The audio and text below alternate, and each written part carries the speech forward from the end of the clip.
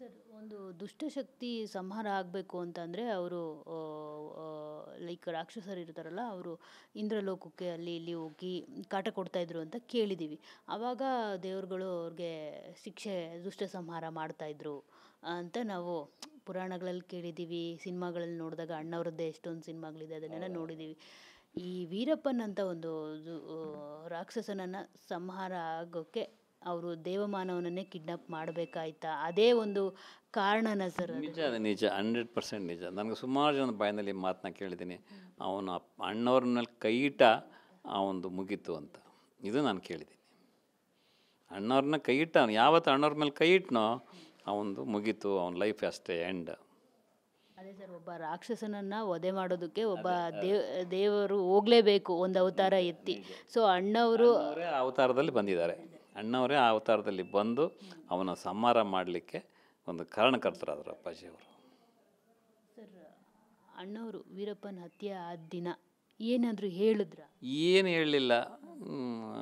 ಅವನು ನೋಡಪ್ಪ ಈ ಥರ ಮಾಡಬಾರ್ದು ಕೆಲಸ ಮಾಡಿದ, ಕೊನೆಗೆ ಈ ಥರ ಅವನ ಲೈಫ್ ಈ ಥರ ಎಂಡ್ ಆಯಿತು ಅಂತ ಹೇಳಿದರು. ಮೌನವಾಗಿದ್ದರು, ಜಾಸ್ತಿ ಮಾತಾಡ್ತಿರ್ಲಿಲ್ಲ, ಮೌನವಾಗಿದ್ದರು. ಸರ್, ವೀರಪ್ಪನ್ ಅಣ್ಣವ್ರಿಗೆ ತುಂಬ ಗೌರವ ಕೊಡ್ತಾ ಇದ್ರು ಅಂತ ಕೇಳಿದ್ದೀನಿ. ಬಿಡೋ ದಿನ ಅವ್ರಿಗೆ ಬಟ್ಟೆ ಎಲ್ಲ ಕೊಟ್ಟು. ನಾನಿರಲಿಲ್ಲ, ಬಂದು ಹೊಸ ಪಂಚೆ ಹೊಸ ಶರ್ಟ್ ಎಲ್ಲ ಕೊಟ್ಟು ಅವ್ರನ್ನ ಒಳ್ಳೆ ಥರದಲ್ಲಿ ಎಲ್ಲರೂ ವಿಶ್ ಮಾಡಿ ಕಳಿಸ್ಕೊಟ್ಟಿದ್ದಂತೂ ನಿಜ. ಸರ್, ಇವತ್ತು ಭೀಮನ ಅಮಾವಾಸ್ಯೆ. ಸೊ ಈ ಭೀಮನ ಅಮಾವಾಸ್ಯೆ ಅಫ್ಕೋರ್ಸ್ ಅಮ್ಮ ಲಕ್ಷ್ಮೀ ಅಮ್ಮ ಸೇಮು ಅಮ್ಮನ ಥರನೇ, ಪಾರ್ವತಮ್ಮ ಅವ್ರ ಥರನೇ ಎಲ್ಲ ರಿಚುವಲ್ಸ್ನ ಕಂಪ್ಲೀಟಾಗಿ ಫಾಲೋ ಮಾಡ್ತಾರೆ. ಆದರೂ ನಿಮಗೆ ಎಲ್ಲೋ ಒಂದು ಕಡೆ ಖುಷಿ ದಿನ ಇವತ್ತು. ಸೊ ಎಲ್ಲೋ ಒಂದು ಕಡೆ ಈ ಬೇಜಾರು ಇರುತ್ತೆ ಸರ್ ಪ್ರತಿ ವರ್ಷ ಭೀಮನ ಅಮಾವಾಸ್ಯೆ ಬಂದಾಗ ನಿಮ್ಮ ಮನೇಲಿ? ನಾನು ವರ್ಷ ಭೀಮನ ಅಮಾವಾಸ್ಯೆ ಮನೆ ಬಿಟ್ಟು ಎಲ್ಲೂ ಹೊರಗಡೆ ಹೋಗಲ್ಲ. ಅದೇನೋ ಅವತ್ತಿನ ದಿವಸ ನಡೆದ ಒಂದು ಇನ್ಸಿಡೆಂಟ್ ನಂಗೆ ಇವತ್ತು ನೆನಪು ಮಾತ್ರ ಹಾಗೇ ಇದೆ. ಆ ನೆನಪಂತೂ ಹೋಗೋದೇ ಇಲ್ಲ. ಆ ನೆನಪಿನಲ್ಲಿ ಯಾವಾಗಲೂ ಇವತ್ತು ಮನೆ ಬಿಟ್ಟು ಹೊರಗಡೆ ನಾನು ಎಲ್ಲೂ ಮಕ್ಕಳು ಬಿಟ್ಟು ಮನೆಗಳನ್ನ ಬಿಟ್ಟು ಎಲ್ಲೂ ಹೊರಗಡೆ ಹೋಗಲ್ಲ. ಓನ್ಲಿ ದೇವಸ್ಥಾನ, ಇಲ್ಲಿ ಕಾಳಿಂಗಸ್ವಾಮಿ ದೇವಸ್ಥಾನಕ್ಕೆ ಕೊಟ್ಟು ಬರ್ತೀನಿ, ಅಷ್ಟು ಬಿಟ್ಟರೆ ಬೇರೆ ಎಲ್ಲೂ ಹೊರಗಡೆ ಇವತ್ತು ಮಾತ್ರ ಹೋಗಲ್ಲ ನಾನು. ಅದೇನೋ ಮನಸ್ಸು ಕೇಳಲ್ಲ, ಹೋಗಲ್ಲ. ಅಮ್ಮ ಇರೋವರೆಗೂ ಹೇಗೆ ಇದು ಮಾಡ್ತಾಯಿದ್ರು ಸರ್ ಭೀಮನ ಅಮಾವಾಸ್ಯೆ ಬಂತು ಅಂದರೆ? ಅಮಾವಾಸ್ಯೆ ಬಂದರೆ ಫೀಲ್ ಮಾಡೋರು ಏನಪ್ಪ ಇದು ಈ ದಿವಸ ಬಂದಿದೆ, ಒಂದು ಕರಾಳ ದಿನ ಅಂತ ಫೀಲ್ ಮಾಡ್ತಾಯಿದ್ರು. ನಾನು ಅದೇ ಹೇಳಿದ್ನಲ್ಲ, ನನ್ನ ಪರ್ಸನಲಾಗಿ ಹೇಳ್ಬೇಕಂತಂದರೆ ಇವತ್ತು ಯಾವ ಕಾರಣಕ್ಕೂ ನಾನು ಅದನ್ನು ನೆನಪು 4 ಜನ ಫ್ರೆಂಡ್ಸ್, ನಮ್ಮ ಅಣ್ಣವರಿದ್ದಾರೆ, ನಾಗರಾಜ ಅವರಿದ್ದಾರೆ, ಇಲ್ಲಿಂದ ನನ್ನ ಫ್ರೆಂಡ್ಸ್ ಸಿಗ್ತವ್ರ ಹತ್ರ ಎಲ್ಲ ಅದನ್ನು ನೆನೆಸ್ಕೊಳ್ತಾ ಇರ್ತೀನಿ ಹೇಳ್ಕೊಂಡು. ಹಿಂಗಾಯಿತು, ಹಿಂಗಾಗ್ತಾಯಿತ್ತು, ಹಿಂಗೆಲ್ಲ ಆಗ್ತಾಯಿತ್ತು ಅಂದರೆ ಅವ್ರು ಏನಾರು ಕೇಳಿದ್ರೆ ಏನಾಯಿತು, ಈಗ ನೀವು ಕೇಳಿದ್ರಲ್ಲ ಆ ಥರ ಎಲ್ಲರಿಗೂ ನಾನು ಹಿಂಗಾಯಿತು ಅಂತ ಮಾತ್ರ ಪ್ರತಿಯೊಂದು ಇವತ್ತು ಮಾತ್ರ ನೆನೆಸ್ಕೊಳ್ತೀನಿ, ಹೇಳ್ತೀನಿ ಪ್ರತಿಯೊಂದೂ. ಸರ್, ನೀವು ಅವಾಗಲೇ ಹೇಳ್ತಾ ಇದ್ರಿ ನಾವು ಎಷ್ಟು ಕಷ್ಟಪಟ್ವಿ ಅಂತ ಹೇಳಬಾರ್ದು, ಎಲ್ಲರೂ ಬೇಜಾರು ಮಾಡ್ಕೊಳ್ತಾರೆ ಅಂತ. ಅಣ್ಣವರು ಹೋದಾಗಲೇ ಎಷ್ಟೋ ಜನ ನಾವು ಇರಲ್ಲ ಅಂತ ಅವರು ಸತ್ತೋದ್ರು. ಸೊ ಅಣ್ಣವ್ರು ಕಷ್ಟಪಟ್ಟಿದ್ದೇನಾದರೂ ನೋಡಿದರೆ ಎಷ್ಟು ಜನ ಪ್ರಾಣ ಕಳ್ಕೊಳ್ತಾ ಇದ್ರು. ಅದು ನಿಜ. ಏನು ಮಾಡೋದು, ಅವತ್ತೊಂದು ದಿವಸ ನಮಗೆ ನಾವಿದ್ದು ಅಲ್ಲಿ 4 ಜನ, ಇಲ್ಲಿ ಎಷ್ಟು ಕೋಟ್ಯಾಂತರ ಜನ, ನಮ್ಮ ಒಂದು 4 ಜನಕ್ಕೋಸ್ಕರ ಎಷ್ಟು ಜನ ಕಷ್ಟಪಡ್ತಾ ಇದ್ದಾರೆ ಅಂತ ಅಪ್ಪಾಜಿ ಅಲ್ಲಿದ್ದಾಗಲೇ ಫೀಲ್ ಮಾಡ್ತಾಯಿದ್ರು. ಏನಪ್ಪ ನಮಗೋಸ್ಕರ ಎಲ್ಲರೂ ಎಷ್ಟು ತೊಂದರೆಗಳು ಪಡ್ತಾ ಇದ್ದಾರೆ. ಚಿತ್ರರಂಗದ ಪ್ರತಿಯೊಂದೂ, ಎಲ್ಲ ಬಿಸ್ನೆಸ್ಸಲ್ಲೂ, ಪ್ರತಿಯೊಬ್ಬರ ವಿಷಯದಲ್ಲೂ ಕೂಡ ಎಷ್ಟು ತೊಂದರೆಗಳಾಗ್ತಾಯಿದೆ ಅಂತ ತುಂಬ ನೊಂದುಕೊಳ್ಳೋರು ಮಾತ್ರ ಅಪ್ಪಾಜಿ ಹೇಳ್ಕೊಡು. ಅಲ್ಲಿ ನಾವು ಗೊತ್ತಾಗ್ತದೆ, ಸಾಯಂಕಾಲ ರೇಡಿಯೋದಲ್ಲಿ ಕೇಳಿಸ್ತಾ ಇದ್ದ ಆತ, ಇಲ್ಲಿ ಏನು ನಡೀತಾ ಇದೆ, ನ್ಯೂಸ್ ಹಾಕೋನು.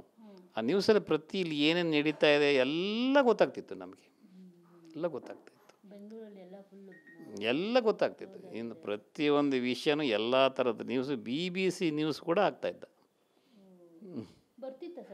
ಎಲ್ಲ. ಅದು ಏನು ಭಾರಿ ಕಿಲಾಡಿ ಆತ, ಭಾರಿ ಕಿಲಾಡಿ. ಎಲ್ಲ ನ್ಯೂಸು ಹಾಕೋನು, ಇಂಗ್ಲೀಷು, ತಮಿಳು, ತೆಲುಗು, ಕನ್ನಡ ಪ್ರತಿಯೊಂದು ನ್ಯೂಸು ಹಾಕೋನು. ಆಮೇಲೆ ನಮ್ಮಲ್ಲಿ ಇವರು ನಮ್ಮ ಆಕಾಶವಾಣಿಯವರು ರೆಕಾರ್ಡ್ ಮಾಡಿದ್ದು ಮಾತಾಡೋದು, ಇಲ್ಲಿ ಯಾರೆಲ್ಲ ಮಾತಾಡೋದು, ಮನೇಲಿ ಮಕ್ಕಳು ಮಾತಾಡೋದು, ಮನೆಯವರು ಮಾತಾಡೋದು, ಅಮ್ಮ ಮಾತಾಡೋದು ಎಲ್ಲನೂ ಅಲ್ಲಿ ನಮಗೆ ಕೇಳಿಸ್ತಾ ಇದ್ದ.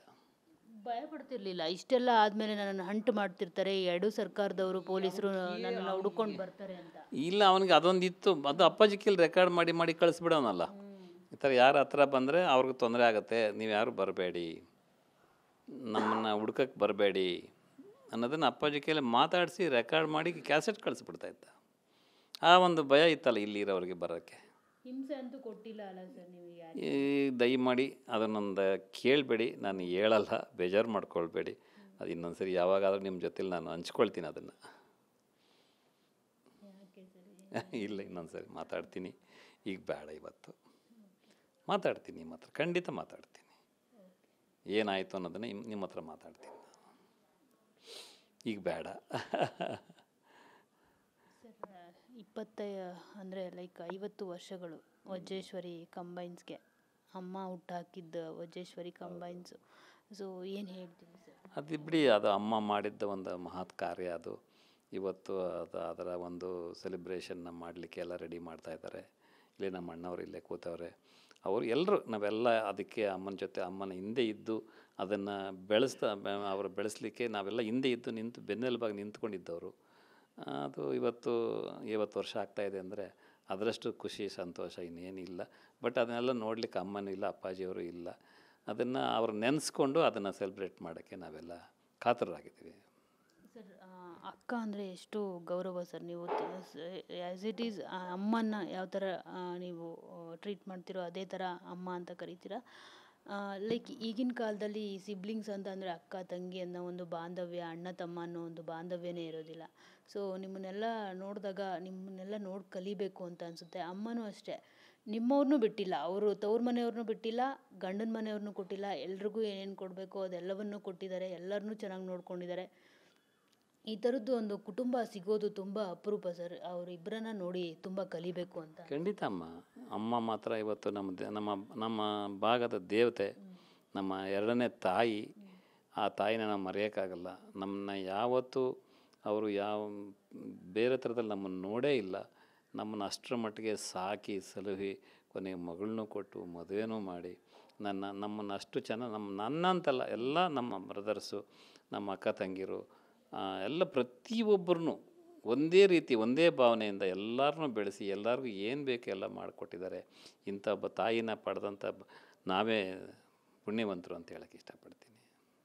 ಸರ್, ಅಳಿಯನಾಗಿ ಅಣ್ಣವರ ಬಗ್ಗೆ ಕೊನೆ ಮಾತುಗಳು ಏನಾದರೂ ಹೇಳೋದಿದ್ರೆ ಏನಿದೆಮ್ಮ, ಅಂಥವ್ರ ಜೊತೆಲಿ ನಾವು ಬಾಳ್ದ್ವಲ್ಲ, ಅಂಥವ್ರ ಜೊತೆಲಿ ಬದುಕಿದ್ವಲ್ಲ, ಅಂಥವ್ರ ಹಿಂದೆ ಇದ್ದು ಅವರ ಹೇಳಿದ ಕೆಲಸಗಳನ್ನ ಮಾಡಿಕೊಂಡು ಹೋಗಿದ್ವಲ್ಲ, ಅದನ್ನು ನಿಜವಾಗಿ ಯಾವತ್ತೂ ನನ್ನ ಜೀವನ ಇರೋವರೆಗೂ ನಾನು ಮರೆಯೋಕ್ಕಾಗಲ್ಲ. ಅವ್ರನ್ನ ಮಾತ್ರ ನಾನು ಮರೆಯೋಕ್ಕೆ ಸಾಧ್ಯನೇ ಇಲ್ಲ. ನಮ್ಮ ಅಕ್ಕ ಅವರು, ನಮ್ಮ ಭಾವ ಅವರು, ನಮ್ಮ ಭಾಗದ ದೇವರುಗಳು ಅಂತ ಹೇಳ್ಕೊಂಡು ನೆನೆಸ್ಕೊಂಡು ಎವ್ರಿಡೇ ಅವ್ರನ್ನ ಮುಖ ನೋಡಿದೆ, ಅವ್ರ ಫೋಟೋ ನೋಡಿದೆ ನಾನು ಹೊರಗಡೆ ಹೋಗೋದೇ ಇಲ್ಲ. Thank you. ಸೊ ನೋಡಿದ್ರಲ್ಲ, ಇದಿಷ್ಟು ನಿರ್ಮಾಪಕರಾದ ಜೊತೆಗೆ ಡಾಕ್ಟರ್ ರಾಜ್ಕುಮಾರ್ ಅವರ ಅಳಿಯಂದಿರಾದ ಗೋವಿಂದರಾಜು ಅವರ ಮಾತು. 25 ವರ್ಷಗಳ ಹಿಂದೆ ಅವರು ಅಪಹರಣ ಆದಾಗ ಆ ಕಹಿ ನೆನಪುಗಳನ್ನ ಹಂಚಿಕೊಂಡು ಭಾವುಕರು ಕೂಡ ಆದರು.